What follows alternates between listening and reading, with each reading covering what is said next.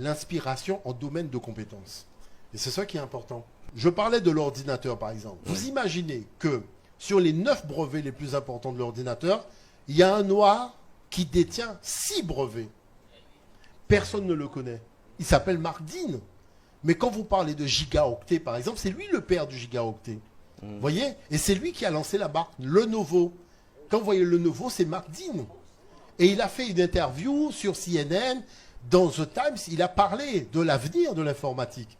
Mais la chose, c'est comment vous faites pour imaginer que l'informatique fonctionne avec les mathématiques africaines. C'est un noir qui détient 6 brevets sur 9. Et vous avez des ingénieurs informatiques qui ne savent même pas qu'il y a un noir qui est à ce niveau-là dans l'univers de l'informatique. Maintenant, ce même noir aurait vendu du shit à la 24e avenue, on l'aurait connu.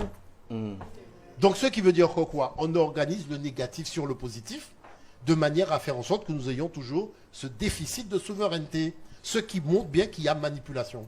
Si tu n'as pas la volonté, tu ne passeras pas. Parce que je suis là pour t'empêcher d'avancer.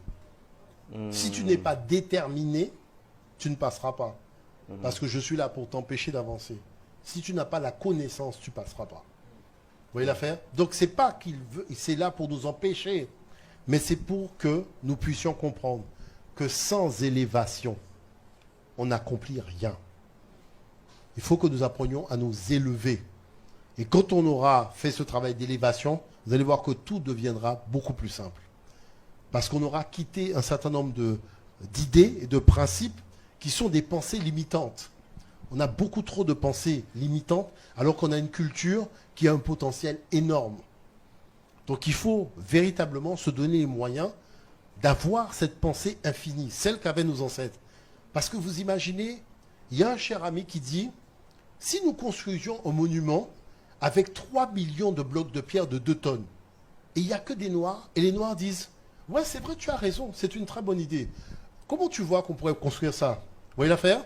Maintenant tu dis, si on construisait une case avec 20 briques de 10 cm, mais à combien on va acheter les briques? Vous voyez l'affaire? C'est-à-dire une petite case avec 20 briques de 10 cm, ça pose un problème. Alors que les ancêtres ont construit un monument avec 2 millions, 3 millions de blocs de pierre de 2 tonnes. Donc ce qui montre bien que c'est la technique du verre à moitié vide, à moitié plein. Quand tu vois le verre à moitié vide, tu vois que les difficultés. Mais quand tu vois le verre à moitié plein, tu vois que la fin de l'œuvre, l'aboutissement de l'œuvre. Eh bien, je dis que il serait peut-être temps que nous apprenions à voir le verre à moitié plein. Ça change tout. Que dans nos subconscients, dans nos imaginaires, nous avons les images de l'autre, pas nos images. Parce qu'il nous manque des ouvrages, il nous manque des iconographies, il nous manque des visuels pour faire en sorte que depuis tout petit, l'enfant puisse avoir des images qui lui montrent la beauté du monde noir, la grandeur du monde noir, qui lui montrent des choses extraordinaires. Est-ce que vous voyez l'affaire? Et c'est ça qui fait que le fait de ne pas avoir un certain nombre d'images positives dans l'imaginaire, eh bien, quand on va dans notre imaginaire, on va à la cave. Et on reproduit la cave dans nos existences matérielles.